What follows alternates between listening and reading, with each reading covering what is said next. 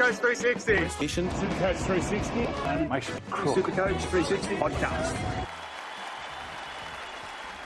So, well, I was just looking at the front row because you brought up a couple of options there as a cheaper alternative who are starting. Now, everyone's on Bullimore at the moment. You mentioned Josh King just before, was a bit trappish with the Cheese coming back, or the Green coming back, forcing the Cheese to go to the bench. But the one who stood out about 260, because you had Tanua Brown as well, doesn't interest me. But at 260, I just had a look at Sipley's stats from last year at Manly. He averaged 30, just shy of 30 points a game, but he only averaged 26 minutes a game. There was a couple there where he only played about 4 minutes and stuff like that. So if he's starting, he's guaranteed to get more than 20 odd minutes a game. And with a PPM of 1.1, he's at 260k. I think most front row forwards are generally slow burners, but I think if anyone can make the money out of those options, I think he's probably the best bet. So I think that can sometimes be deceptive, the points per minute thing when they're on the bench, because they know they're getting used for that 20, 25 minute kind of spell. They know they can just go out there and give everything they've got instead of knowing that they have to play 60, 70 minutes or whatever and then having to pace themselves over that minutes instead.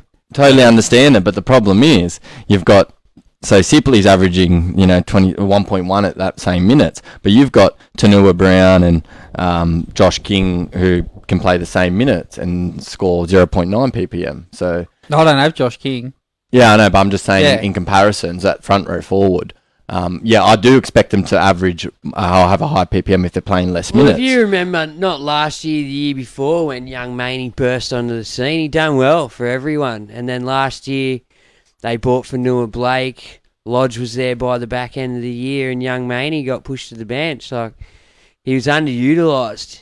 So, young Maney to me, he's probably pick of the bunch there for me.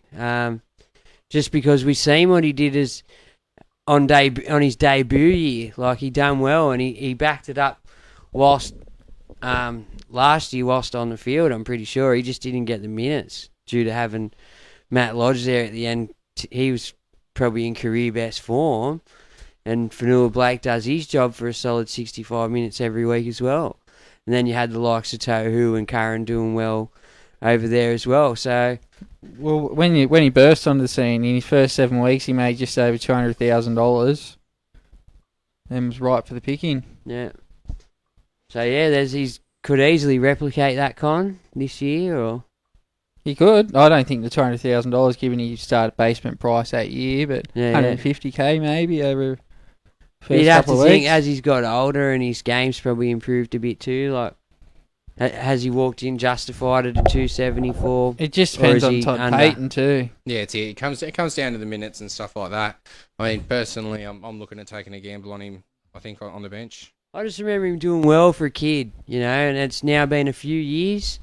He's been in a couple of different camps. I think he got lent to St George last year, did he, young Maney? Yeah, on loan. He's been in a few different teams now. He would have picked up some different tricks, and there's a reason he's starting front row over what they pay for Jordan McLean, fair bit of money. Yeah, 700 or something. So there's a reason he's there and starting. Just he's. Oh no, but it's not. He's taken Molo's spot, isn't he? Because we took Molo off him.